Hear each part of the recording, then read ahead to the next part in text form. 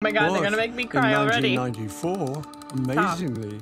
What's up, everybody? It's Brandy back at it, and we are actually checking out a short film today. We are checking out the Beatles. Now, I'm trying to mentally prepare myself because I feel like I'm going to cry for this, because when I checked out their new song, Now and Then, I'll put it up here if you didn't check it out. I cried a lot.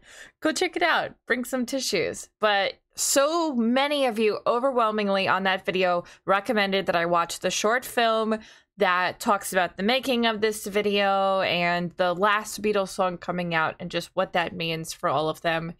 And I'm excited to check it out and to check it out with all of you guys. I didn't even know this was a thing, so thank you to those of you that did comment that. I very much so appreciate it. Thank you for opening my horizons and letting me know that this exists so we can check it out together. But before we get into it, fellow reminder, I do put up new videos here every single day at 4 p.m. Eastern, so if you like what you see, please feel free to hit that subscribe button. It helps out so incredibly much. As well as I stream over on Twitch Monday through Thursday at 9 p.m. Eastern, so if you ever want to come through when I'm live, that's the place to do it. And all of my links are down in the description below if you ever want to check me out across my other platforms. But we're going to just get into today's video because I'm excited to see this. So we're checking out the short film Now and Then by the Beatles. Take one, silent turnover. Are you ready, Ringo? Come on, we're doing it. We're on. 1, 2. Good song. Which key is it in, really?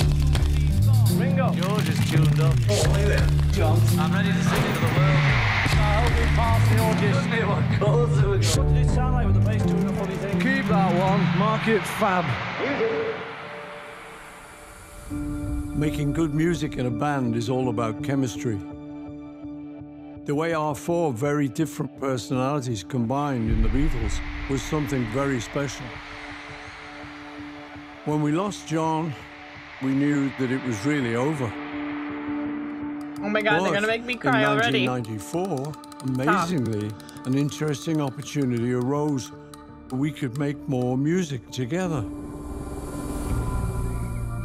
If we were to do something, the three of us, as interesting as it may be, to have John in it is the obvious thing. I was talking to Yoko, and she said, "Oh, I think I've got a tape of John." We were pretty excited. A new John song. Amazing. To hear John's voice, that's the thing that we should cherish. And I'm sure he would have really enjoyed that opportunity to be with us again. We could use John and try and make a record. It was the closest we'll ever come to having him back in the room. Jeez. That was like the intro. Come on, guys. Keep it together, Brandy. I do remember living at the Dakota with Dad and Mom. There's this impression that my dad stopped doing music for a while to raise me, which I think is partially true in terms of him not touring and not fulfilling any major record label obligations. But he was always playing music around the house. He was always making demos, and I do remember him recording into these tape cassette recorders. Mom had these handful of songs that my dad hadn't finished, and she gave them to the other Beatles.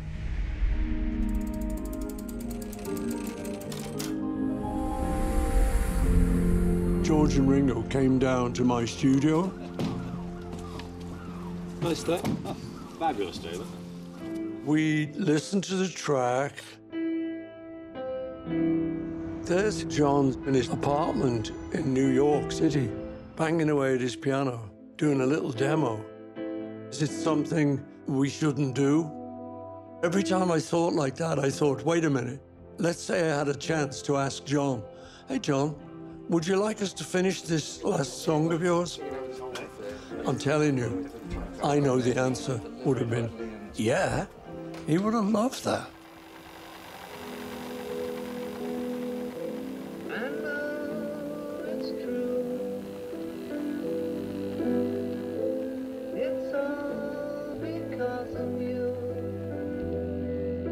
It was very strange when we started that there's only 3 of us after all those years and all that life.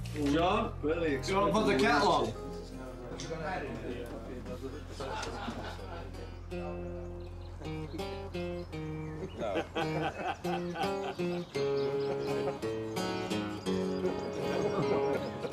We did Freeze a Bird and Real Love, and we got a little bit of time left to do Now and Then. When we started Now and Then, it was very difficult because John was sort of hidden in a way. In John's demo tape, the piano was a little hard to hear. And in those days, of course, we didn't have the technology to do the separation.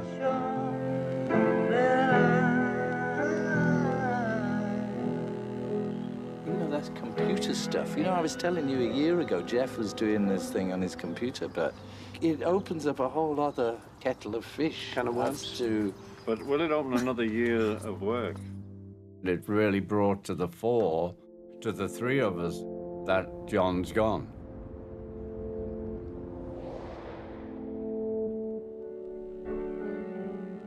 Every time we wanted a little bit more of John's voice, this piano came through and clouded the picture.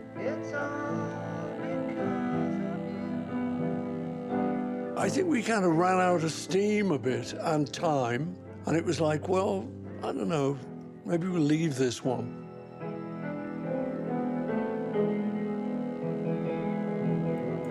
That is kind of crazy to think about, because music back then was, you know, not even remotely what it is today with the technology, how you can split so many levels and the vocals can be separate from the acoustics, from the piano, from the digital stuff in the background.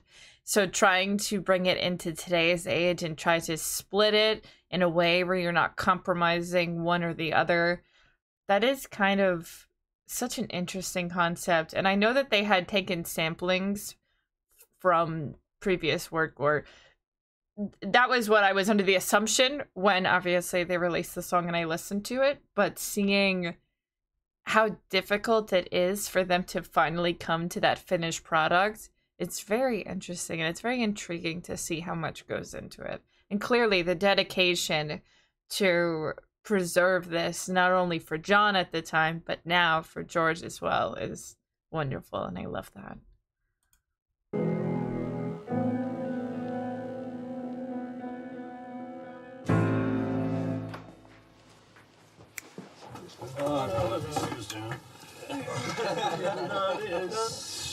Okay, see you next week. Next year. Now and Then just kind of languished in a cupboard.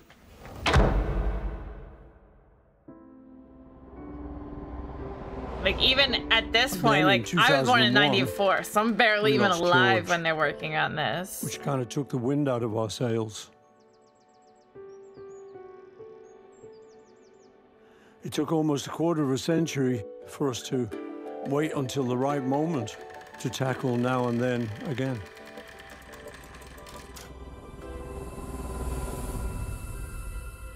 With the technology that Peter Jackson and his team had worked out during the Get Back movie, he'd been able to separate off certain instruments and voices.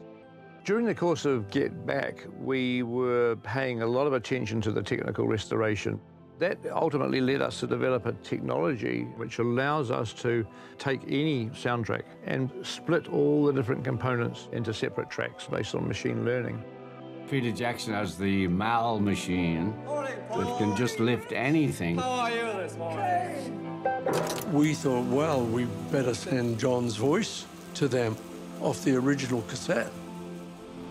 Dude, off of My a dad would have cassette loved tape. that because he was That's never crazy. shy to experiment with recording technology. I think it's really beautiful.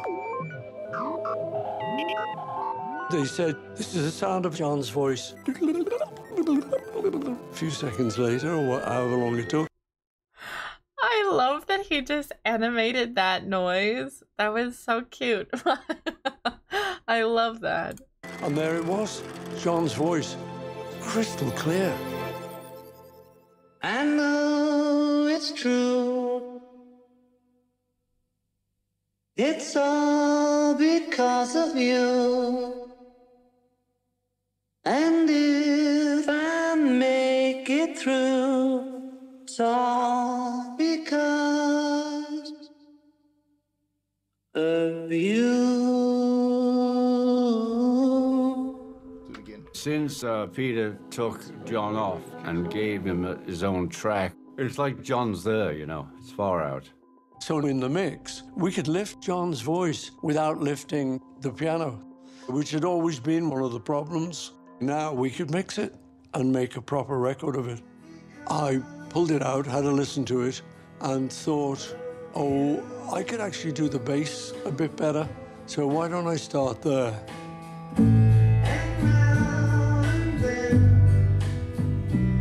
Paul called me up and said he'd like to work on Now and Then. What do you think? I think it's great. So he put the bass on, he sent the files to me, I put the drums on.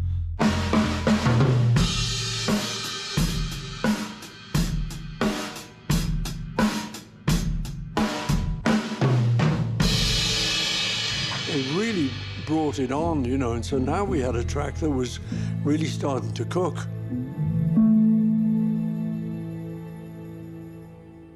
I've been vaguely thinking strings might be a good thing.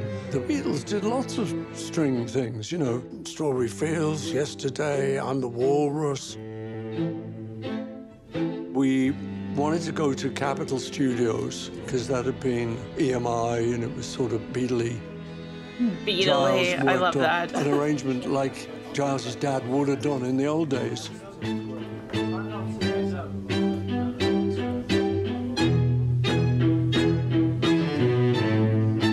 We had to put the music out on the stands for the musicians, but we couldn't tell them it was a new Beatles song. It was all a bit hush-hush. We pretended it was just something of mine. Oh, I love that. Kept it so secretive. On the new record, there's a guitar solo.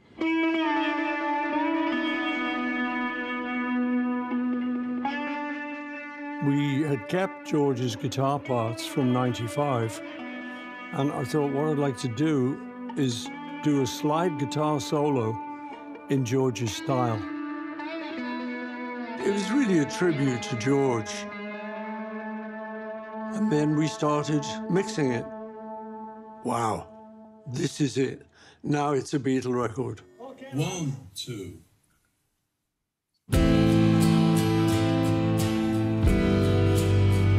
It was incredibly touching to hear them working together after all the years that my dad had been gone. I know it's true. It's the last song that my dad and Paul and George and Ringo will get to make together. And if I make it through, it's all because of you. All of those memories come flooding back. My God, how lucky was I to have those men in my life and to work with those men so intimately and to come up with such a body of music. To still be working on Beatles music in 2023, wow. We're actually messing around with state-of-the-art technology, which is something the Beatles would have been very interested in. Now and Then, it's probably like the last Beatles song. And we've all played on it, so it is a genuine Beatle recording.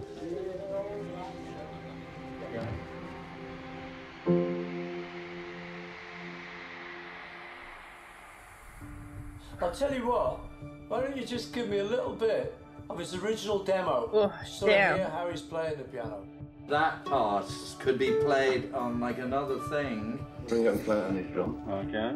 Yeah, tune tom-toms. Yeah. We'll come in after this. Yeah, and I'm thinking verse 3. Good, I have this ending to the compose intro. myself. When are we ever going to get to sleep? Well, that's a good question. No rest for the wicked. D-I-N, son. Do it now. Do it now. Go on then, back it up a bit. Can I just hear Johnston? I think the best part of this is when you think about it, this song, the lyrics of this song, like now and then, it's all because of you. It has such a deep meaning. The irony of this being one of the songs that he had recorded that they're now using for this, and how much more meaning it has now that they're gone. It's so mind-boggling because he didn't record this song or write this song ever knowing any of this would be what this song would become.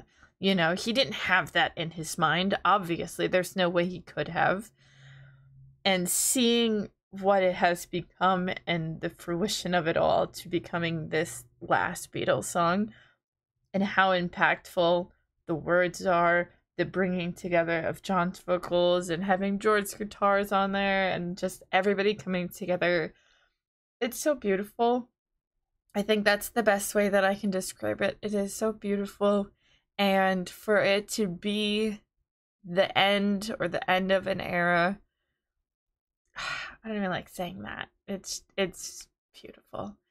And once again, I said this previously, but it's crazy to think how much this band has had an impact on my life, when their heyday was before I was even alive, which is so crazy to think about because I see so many of these videos and images of them and such, of them being so young, and I feel like I was there for it, even though I wasn't. Like, those are the images and the pictures that I have forever in my mind, even though I wasn't born until 1994, when, you know, which was only a couple years before George passed away, which is crazy to think about in retrospect.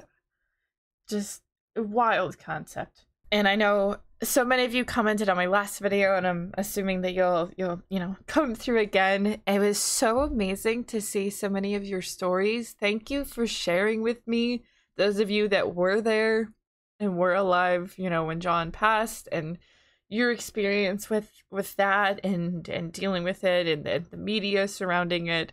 I never obviously experienced any of that, so I might not have that same connection so many of you watching do, but it's amazing to be able to still connect generations and generations within one band that has made such a huge impact. This band was such a huge part of my dad's life, which is what essentially became a huge part of my life. And I was even talking with my dad the other day about the song, and I was like, did you see it? Did you check it out? My dad was like, yeah. I was crying, and I was like, oh my god, Dad, me too. And my dad was like, I didn't know you were that big of a fan. And I was like, how could I not? You played them all the time. Like, I grew up with this. I mean, obviously, I don't know them the same way that my dad would connect to them, because there is that generational barrier, but being able to connect nonetheless is such a beautiful thing. And thank you guys for sharing your stories. It's really wonderful. So thank you for that. Thank you guys for telling me about this. I'm so happy I got to watch this with all of you. This was such a wonderful experience, and I hope you guys enjoyed it. Hopefully you didn't cry too much. Maybe just a little bit. I tried to keep it together. I knew it was going to be sad, so I feel like I was able to moderately contain myself. But either way, I love you guys. Thank you so much for being here. If you enjoyed this, give it a big thumbs up. It helps out so incredibly much. And as always, I hope you have a wonderful rest of your day. And hopefully I get to see you in the next video. So until then, bye!